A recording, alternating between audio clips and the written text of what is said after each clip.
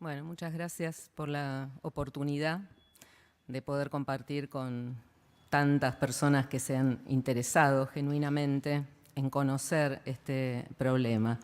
Imaginen, después de la presentación clínica detallada que hizo la doctora Abadi, que ese niño se transforma en un adulto y viene acarreando todas estas frustraciones, dificultades, y debe enfrentar la vida de adulto, sin los soportes que en general los niños tienen, tanto en el ámbito familiar como escolar. Yo me voy a tratar de remitir exclusivamente a lo que yo hago, que es ver pacientes en la clínica, hacer el diagnóstico, ver cómo se identifica este problema y qué es lo que se le puede ofrecer. Ya como vimos cuando la doctora mostró las diferentes características, ya estamos hablando de un problema que es heterogéneo. Cuando en medicina decimos que algo es heterogéneo, ya eso nos presenta un gran problema, porque quiere decir que van a ser muy diversas las presentaciones, que va a haber pacientes que tienen unos síntomas y otros pacientes que tienen otros síntomas, no van a ser todos iguales ni tan fácilmente identificables. Una cuestión importante es que un 4 o un 5% de la población adulta presenta el TDAH del adulto. Si lo piensan, en este recinto tenemos más de uno seguro. Entonces, y lo mismo pasa en las aulas, tanto en las escuelas como en los lugares de trabajo. Estamos hablando de una prevalencia entre 4 y 5% que también tiene sus variables. Por lo tanto, vamos a enfrentarnos con diferentes presentaciones clínicas.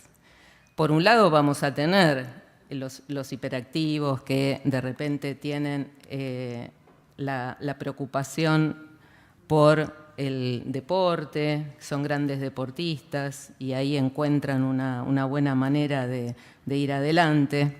Bueno, acá no sale entera, pero bueno, vamos a ver que hay otras formas de presentación. No todo es el que hace ruido, el que se mueve, el que toca, el que rompe.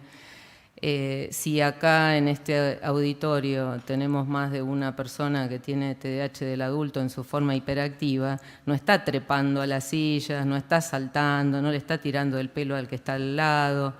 Seguramente hace un esfuerzo por quedarse sentado, por no irse, o tal vez, bueno, encuentre una excusa, le sonó el celular o tuvo que ir a hacer algo, entonces se mueve, se levanta y se va, o permanece sentado correctamente, en forma educada, pero está pensando qué va a hacer después, qué cosas dejó de hacer, la cabeza se le va a otros temas y esa hiperactividad está en un nivel cognitivo y no físico.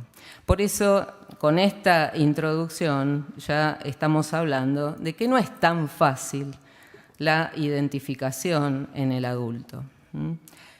Por un lado, hay una forma que es justamente la que la doctora decía que, que es la más frecuente aparentemente en las mujeres, que bueno, es la nena que pasa desapercibida, que está en la luna, ¿no? Según las generaciones, en mi generación era estar en la luna de Valencia, bueno, después no sé a qué otras lunas o dónde están, pero son esas personas que decimos tienen como predominantes los síntomas de inatención. Es muy infeliz realmente el nombre que tiene este desorden, porque cuando se habla de déficit de atención, parecería que la gente no tiene capacidad de prestar atención, y lo que hay es una mala regulación de la atención. Son personas que en aquello que les interesa, sean niños o sean adultos, pueden focalizar aquello que los motiva, eso que realmente les genera adrenalina, como dicen muchos, eso lo van a poder sostener. Entonces, me interesa detenerme en este tipo de presentación clínica porque es la que pasa más desapercibida. Estas frases que yo puse son las que he recogido a lo largo de los años, algunas de las frases que he recogido, de lo que dicen los familiares. Bueno, no sale el texto, pero no se salen los títulos nada más. Tenemos un problema de compatibilidad, pero no importa. Es el típico caso que vienen los padres con el chico de 20 y pico de años, que ya cambiaron 5 facultades, que empezó ingeniería en una universidad muy exigente, pero poco a poco empezó a bajar el nivel y termina anotado en una tecnicatura, en alguna universidad donde todo es mucho más sencillo y más fácil. Entonces, por eso es que realmente el tipo subdiagnosticado, vienen los padres y dicen, no es tonto, parece tonto, pero no es tonto, es muy inteligente, tiene buenas ideas, se le ocurren cosas, pero bueno, es el típico paciente, la típica persona que siempre tiene tiempo, entonces posterga, todo parece que hay tiempo para hacerlo, no se organiza, tiene serios problemas de organización, es como si la dimensión del tiempo fuera otra para ellos.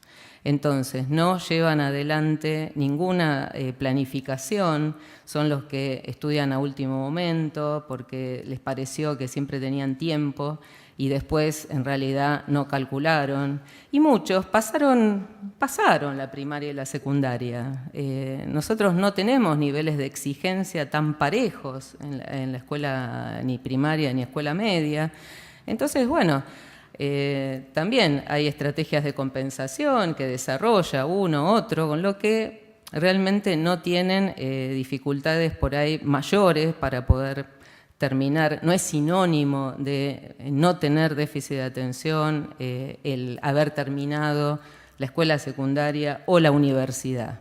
Está lleno de profesionales prestigiosos, algunos están acá, que trabajan exitosamente y se destacan en lo que hacen y son muy capaces. Entonces, por eso es que no es sinónimo el tener un título universitario que las personas no pueden tener este desorden. Entonces, estos adultos se frustran porque frecuentemente no logran los objetivos, dejan las cosas por la mitad, entonces tienen una gran dificultad en lo que es el resultado, ¿no? Una lástima, no sé si por ahí se puede ver si se puede abrir en el pendrive, porque se ve que no la bajaron completa. ¿Ves? Ahí se ve. A ver, fíjate, ponela a ver si se... porque es una pena algunas cosas. No, bueno, déjala ahí, así también... sí, pero vamos a perder mucho tiempo y tampoco quiero abusar de la oportunidad. Entonces, bueno... El tema es cómo uno identifica esto en ese adulto. ¿Es vago? Que es lo primero que dicen. A mí me parece que es vago, porque para irse a jugar, para encontrarse con los amigos, ahí se organiza y ahí sale y hace. Entonces, todas estas descripciones, nada le importa, es vago, es lento, pierde todo, tiene olvidos. Muchas veces los padres mismos dicen, bueno, es la personalidad así, siempre fue así. Y entonces se miran entre los padres y dicen, y bueno, es igual a vos, ¿no? Según de qué lado caiga. Entonces, ¿qué querés? Si vos sos igual. Chico aprendió esto.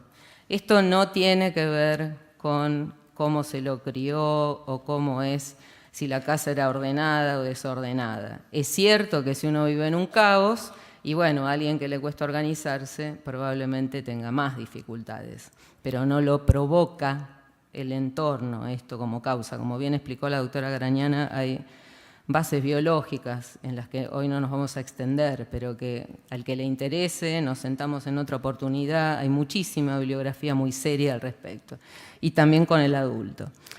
La forma combinada, ¿qué pasa? A todo este desorden, desorganización que hablamos, se junta eso que la persona no puede estar quieta, no puede permanecer en el presente, en una actividad o en algo que realmente lo comience y lo termine.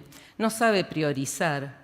Entonces empieza y por ahí, bueno, se enganchó con algo porque lo motivó y se quedó con un tema estudiándolo más y bueno, pero para el examen y por lo menos hay que saber un 60% de todo el programa, no un tema.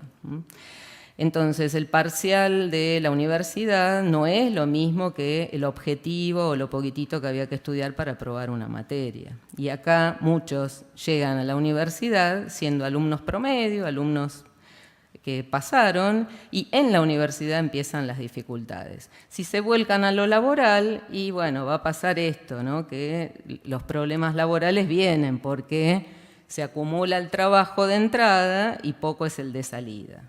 Entonces, y yo esto lo quería para anteayer, no para pasado mañana.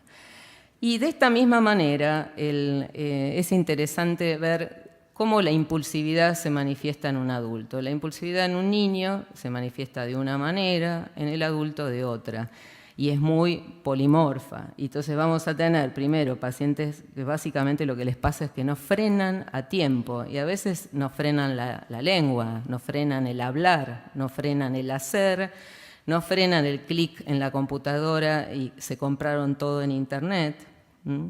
No frenan y se engancharon en una mesa de póker en internet porque te regalaban los primeros 10 pesos, juegan en varias mesas a la vez. Entonces la impulsividad en el adulto no se ve a la vista. Está en conductas adictivas que no todos son drogas y alcohol. Puede haber adicción al trabajo, puede haber adicción al deporte, puede haber adicción a internet, al teléfono, al Facebook, etcétera, etcétera, etcétera. Entonces, la otra característica es la labilidad afectiva, la labilidad emocional. Son personas que cambian bruscamente de humor y a veces no hay ninguna razón, nadie entiende por qué, se enojan por algo, gritan, arman un escándalo y después todos los demás se quedan ahí. ¿Y este qué le pasó? Y bueno, y se quedan todos mal y violentos. O sea, hay muchas expresiones de impulsividad a través de la violencia. Por eso, habitualmente, hay casos, por supuesto, que se presenta todo esto junto, pero no siempre es así. A veces son algunos rasgos, algunos aspectos que son los que hay que buscar. Y uno muy importante, que nosotros tenemos tantos siniestros automovilísticos, hay trabajos muy serios que muestran que las personas con TDAH tienen mayor frecuencia de accidentes que no son accidentes, siniestros. Esto va de la mano muchas veces del alcohol y de las drogas, y por eso es que también los encontramos después en rehabilitación, porque tuvieron un traumatismo de cráneo, por ejemplo. Entonces, la hiperactividad, como les decía, no necesariamente va a ser solo molestar al de al lado. Los deportes extremos, uno les pregunta, ¿y qué deportes te gustan? Y todos, paracaídas, bungee, salto ahora hay tantos, ¿no? El kitesurf, qué sé yo, hay muchísimas.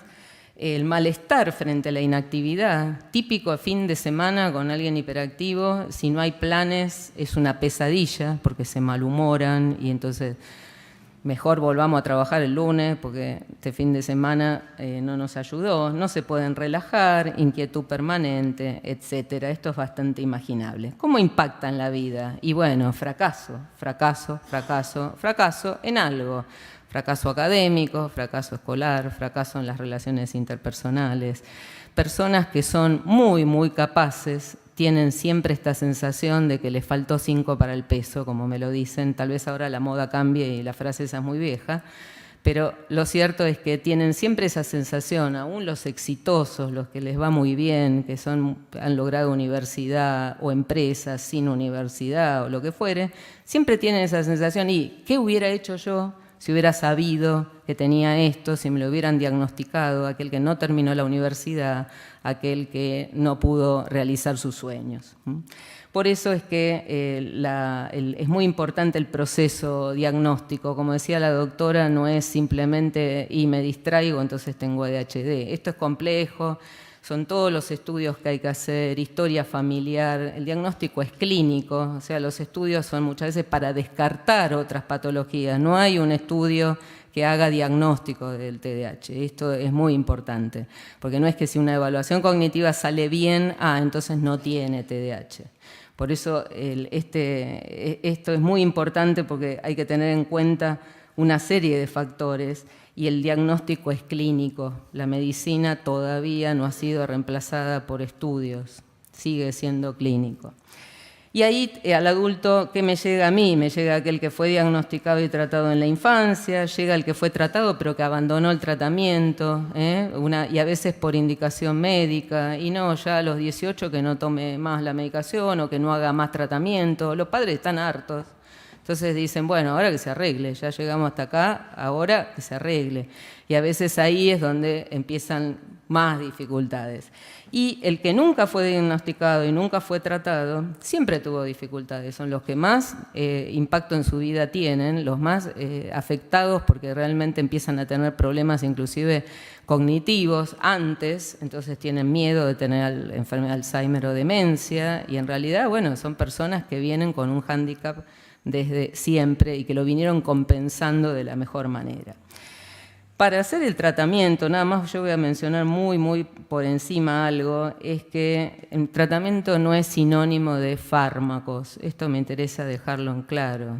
La medicación es un instrumento, es un recurso más que puede ser muy útil realmente, pero que primero tiene que haber un muy buen diagnóstico y tenemos que tener muy claro qué otros problemas tiene esa persona y que hay que tratar o priorizar. Entonces, lo primero es la educación, esto que estamos haciendo, informarnos, conocer los problemas. Una vez que los conocemos, vamos a ya tranquilizarnos. Ah, no era tonto, no era débil, no era que no tenía voluntad, no era que no se comprometía, tenía un problema. Y lo más importante es que hay muchos recursos, grupos, coaching, psicoterapia cognitiva, terapia ocupacional, musicoterapia y fármacos. Pero todo lo demás es tan importante, o en muchos casos más, que la persona entre, tenga el diagnóstico y salga con una receta. Es muy importante el recurso, pero bien usado, como todos los recursos. Así como si tomamos antibióticos para un resfrío no nos sirve, esto es lo mismo. Y el diagnóstico precoz, ¿qué hace? Mayor conciencia del problema, se puede tratar, incorporar hábitos que ayuden a esa persona en la organización, en la planificación, se previenen las comorbilidades. De todo esto hay papers que lo demuestran. Yo no me extendí porque si no, no terminamos más. Pero hay menos uso de recursos de salud, mayores logros académicos y hay una actitud preventiva con los hijos que los lleva a estar más atentos. Y ahí no es ya enfermar a los hijos, es simplemente estar atentos porque es altamente hereditario, como ya se dijo previamente. En resumen, la prevalencia es alta, 4 a 5% en los adultos. Alto impacto en la calidad de vida de la persona, alto impacto en la familia. Hay que ver esos chicos con los padres desorganizados, impulsivos, que no se olvidan de llevarlos al colegio, no los llevan, los chicos van siempre sin nada. Y por otra parte, el diagnóstico debe ser minucioso en manos de gente que conozca el diagnóstico. Y lo más importante, tiene tratamiento efectivo. Hay tratamiento, lo importante es que las personas puedan acceder en tiempo y forma al tratamiento. Y muchas gracias por el interés en este tema.